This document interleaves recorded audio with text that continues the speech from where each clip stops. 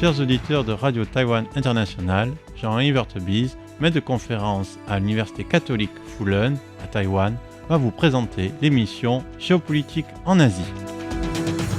Nous allons revenir sur les événements qui touchent un pays dont nous avons parlé à différentes reprises dans cette émission Géopolitique en Asie, mais qui n'est pas non plus au centre de nos analyses, mais les événements qui sont en train de se dérouler dans ce pays-là sont de nature à devoir être commentés, devoir être compris et devoir être analysés du point de vue de la géopolitique en Asie. Et c'est pourquoi nous allons nous y attarder dans ce podcast. Les événements que j'évoque se déroulent au Pakistan et il s'agit de tout l'ensemble d'événements qui est lié à la personne de l'ancien Premier ministre pakistanais Imran Khan. Quels sont ces événements ? Ces événements, c'est le fait que l'ancien Premier ministre Imran Khan, ancien joueur de cricket à la renommée mondiale, devenu Premier ministre du Pakistan entre 2018 et 2022, et ensuite qui a perdu la confiance du Parlement et qui a été destitué de son poste de Premier ministre, une première dans l'histoire du Pakistan. Ce personnage-là, cet homme politique-là, il a été arrêté par l'armée, par des forces paramilitaires, au moment où il sortait d'une audition. Donc cet événement, l'arrestation par des membres des forces de l'armée d'un ancien Premier ministre qui est en même temps en cours d'instruction, dans le dossier en cours d'instruction, est un événement qui a eu un profond retentissement au Pakistan et que cet événement, ces retentissements vont avoir et ont déjà des répercussions très importantes sur tous les pays alentours, l'Inde, l'Afghanistan et la Chine, et leurs différents alliés. C'est donc important de comprendre les tenants et les aboutissants de cet événement. Alors tout d'abord au Pakistan, il y a trois partis majeurs, le PML et son leader, c'est le Premier ministre actuel, Shehbaz Sharif. Il y a aussi donc le PTI, le parti qui a été fondé par Imran Khan dans les années 2010 et donc qui est aujourd'hui l'ancien Premier ministre. Et il y a aussi le parti du peuple pakistanais, le PPL, qui est le parti du président du Pakistan, puisqu'il y a une différence entre président et Premier ministre, et que c'est le Premier ministre qui est véritablement le chef du gouvernement. Donc pourquoi est-ce que Imran Khan il a été arrêté ? Donc on a dit qui c'était, ancien joueur de cricket, devenu homme politique, qui a été élu en 2018 sur une plateforme de renouvellement du Pakistan, de changement des institutions, de plus de justice sociale, et qui a eu à affronter la crise du Covid, qui a essayé d'améliorer les finances du pays, mais il a été destitué à cause d'une motion de censure visant son management économique, mais de façon plus évidente, ce que disent les nombreux experts qui traitent du sujet, c'est que ce que montre le fait que Imran Khan a été destitué de son poste par la voie du Parlement, c'est surtout le fait que, alors qu'en 2018, il était complètement porté par l'institution militaire qui est, en fait, on va dire, le vrai pouvoir de l'ombre du Pakistan, Imran Khan, il a perdu, en fait, cette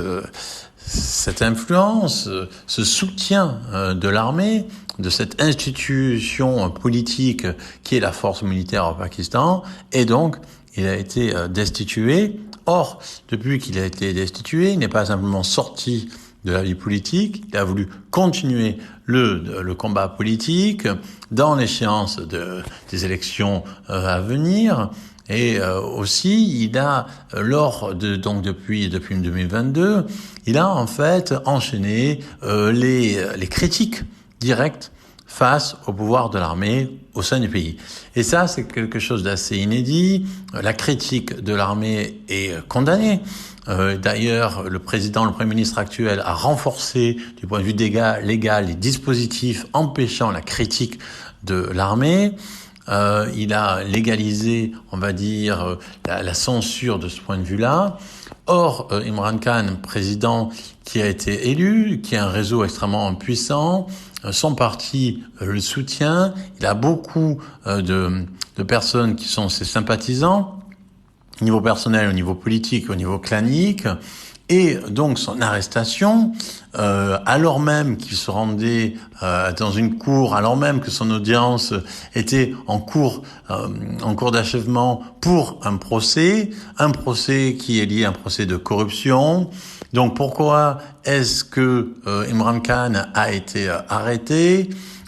Il faut donc rappeler qu'il était arrêté parce que il y avait des soupçons de malversation financière, qu'il aurait revendu des biens illégalement, des biens qui lui avaient été donnés en tant que chef d'État, et aussi il y a un problème d'acquisition illégale de terres pour les donner à une université, et c'est la raison pour laquelle il est convoqué par la justice, mais il n'a pas bénéficié, si l'on peut dire, des droits d'un citoyen ordinaire, puisqu'il a été mis en prison au moment même où son procès est encore en cours, afin, évidemment, de liberté, sa liberté de mouvement et de parole.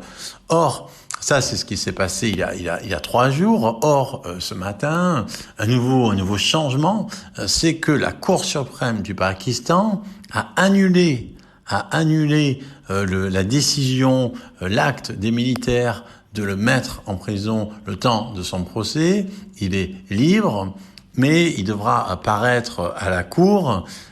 Et donc, parce que la Cour suprême a déclaré que c'était illégal d'arrêter Imran Khan alors que son procès est encore en cours, et que c'était contraire aux droits fondamentaux garantis par la Constitution.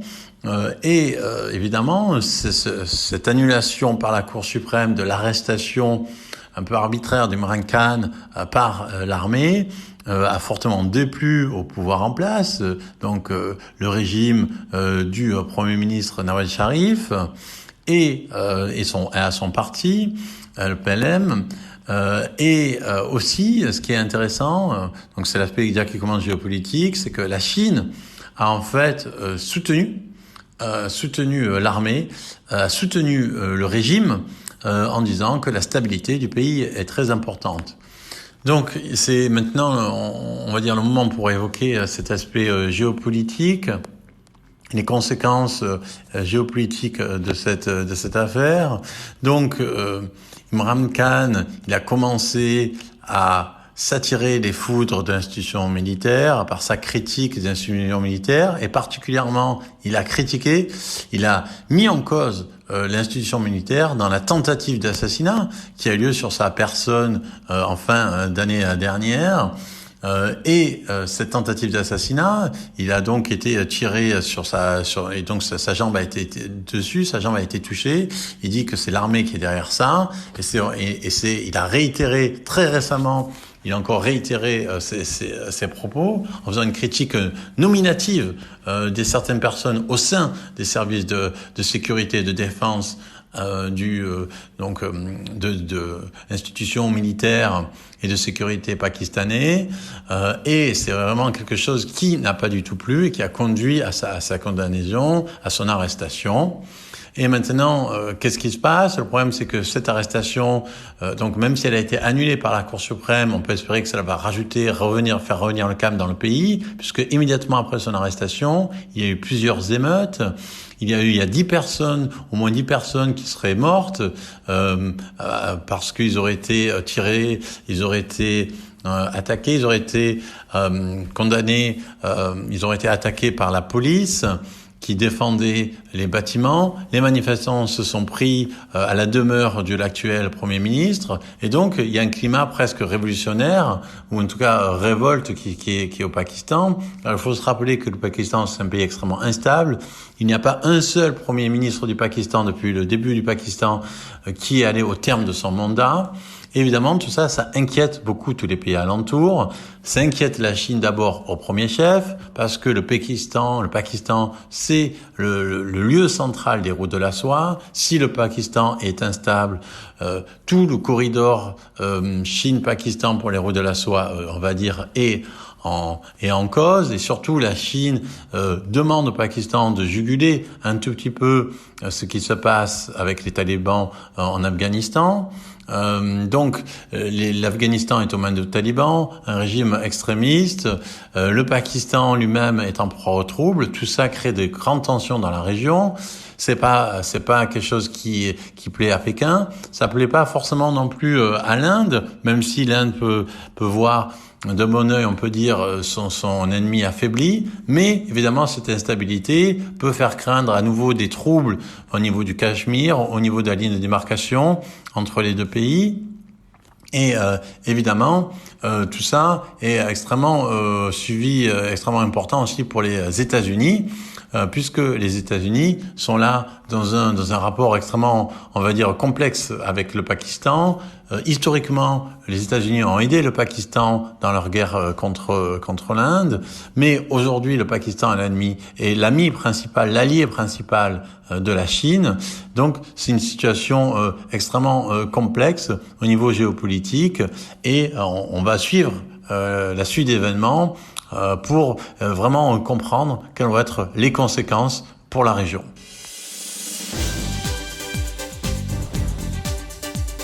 C'était Jean Evertebise dans son émission Géopolitique en Asie pour RTI.